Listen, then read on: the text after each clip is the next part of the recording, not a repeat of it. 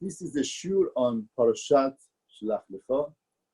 In Parashat Shelach, we find Kahal Israel did a terrible sin, and that caused Kahal Israel to be in Midbar for 40 years. And everybody talks about what's the sin of Kahal Israel. A lot of people say lack of emunah, lack of faith. They had to understand better that HaKadosh Baruch Hu could help them out to fight this giant. We shouldn't have any problem with that. Some say Lashon Hara. They say Lashon Hara against Eretz Israel. Some say that the spirituality of the Midbar, having man and having everything ready for them, and living with the Toradic stature, with man and everything to be ready all day to be involved in Torah. And Israel is a land that they have to be busy with the land, with agriculture, with everything physicality. They felt they want spiritual war, life, not being involved in physicality. But the purpose of Torah is not the Midbar. Midbar was a Hanhaga, conduct of temporary. But the purpose and the goal of Torah is to be involved in physicality and to worship HaKadosh Baruch Hu. And that's the purpose they missed. There were a lot of Mefarshim say a lot of things to diagnose what was the sin of Meraglim. But it's very interesting that Moshe Rabbeinu has a much different perspective to tell us what is the sin of Meraglim. In other words, sometimes the person has pain in his foot. He goes to a regular doctor. The regular doctor examines the foot and tries to give some medicine, some exercise. You're going to feel better. It doesn't feel better. Then he goes to a surgeon. Surgeon says that, you have problem in your nerve system, in your brain. That's why your foot has pain. He says, doctor, my pain is in my foot. What does it have to do with my brain? He doesn't know. Everything is connected to the brain. Sometimes there is a damage in brain, but the symptoms in the foot. Only a surgeon could understand that. A regular doctor would miss that. Only we need a surgeon to understand, to diagnose the proper diagnose, to figure out what's the source and real cause of the pain is. Moshe Rabbeinu tells us in Sefer Devarim, Perek Aleph, Pasuk Chafet, when he admonishes Kahal Israel on Chet HaMeraglim, says, "Vatiru elai kulechem," you came close to me, all of you, and you said, "Nishlecha anashim," we should send people, spy. Therefore, it admonishes them. Rashi says, "V'sho kulechem," all of you, you can't mix together. After Matan Torah, you came to me, but over there, over there, leaders came, elders came. They respected each other. It was a harmonious nation. Came to Moshe Rabbeinu and told Moshe Rabbeinu after Matan Torah that we cannot hear voice of HaKadosh Baruch Hu, we're going to die. You get the Torah and give it to us. That coming approach was proper. But this approach is irvuvya, kulechem. The elders push the leaders. The youngers push the elders. No respect, nothing. All together you came. This is the way that Moshe Rabbeinu is introducing the Chet of Meraglim. What? Moshe Rabbeinu?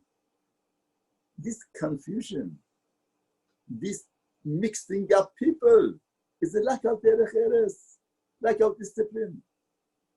They needed to have a better discipline. You are right. The right admonish. We accept that.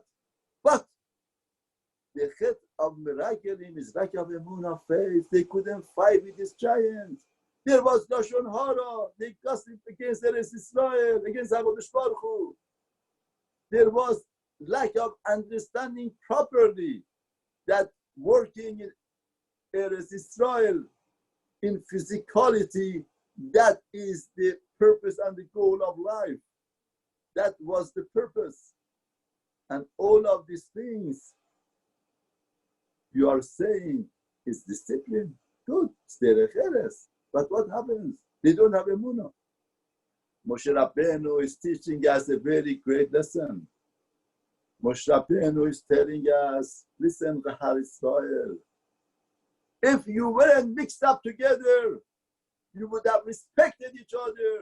Youngers would respect the elders, and the elders would respect the leaders. Harmonious nation, they empower each other. Their emunah grows to be a much greater emunah.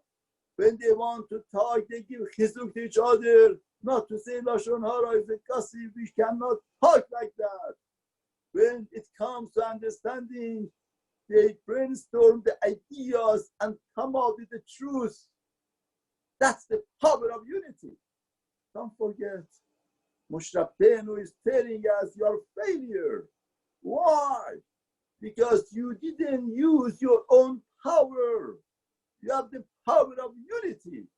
Once you are together, your emunah is not the emunah of one person, it's the emunah of the Har Israel.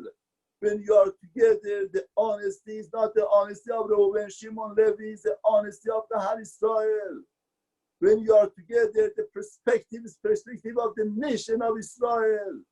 And nation of Israel, as the nation, they find the truth, they find the emunah, they find the power, and one would give chizuk to each other. When we are arrogant, we want to be by ourselves in our corner. We don't care for other people. We don't care for their understanding. I'm right, I'm right, I'm right. On the tomb of somebody wrote that he had the right of the way. He had the right of the way, but he lost it. Shlomo HaMelech, with his chokhmah, it tells us unbelievable point.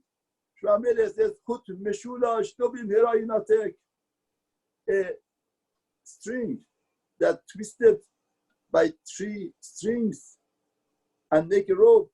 This rope would not be torn so easily. Anything could be torn, but not easily.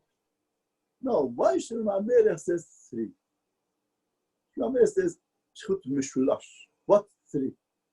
See, in the world, when we have one person who is so selfish and self-centered, he wants to be just by himself. That's his right. When you put together, still he says, okay, I'm east, you are west. You are north, I am south. I have my position, I have my thing. Okay, I let you be. That's another level, but still selfishness. But when third party comes in, these 2 parties, they have to make room for the third party to exist. If they don't make room, he says, I'm south, you are north, I'm west, you are east. There is no other place for anybody else. That's a distraction. Shlomo HaMelech says, "Chut meshulash." When we let room for the third party to join, and it could become part, then in that scene, in that thing, when we let the third party to be, that's a unity. And that unity empowers, make the rope so strong that will not be torn in half. Therefore, Moshe Rabbeinu is teaching us to have a resistance is power of unity. Have a community is power of unity. Have a shoe is power of that unity. You have to understand, just like this Shalom Bayit at home, you have to create compromise that for a greater purpose, the Shalom at home is worthy in the community also. You have to give up, compromise to be together. Once we are together, we have enormous power. Therefore, the institute of life is much less. But when one person by himself, everything looks like a giant. Everything looks like such a great obstacle, and it's very hard to fight. But once we are together, all of the obstacles and everything would be so easily to fight and to overcome.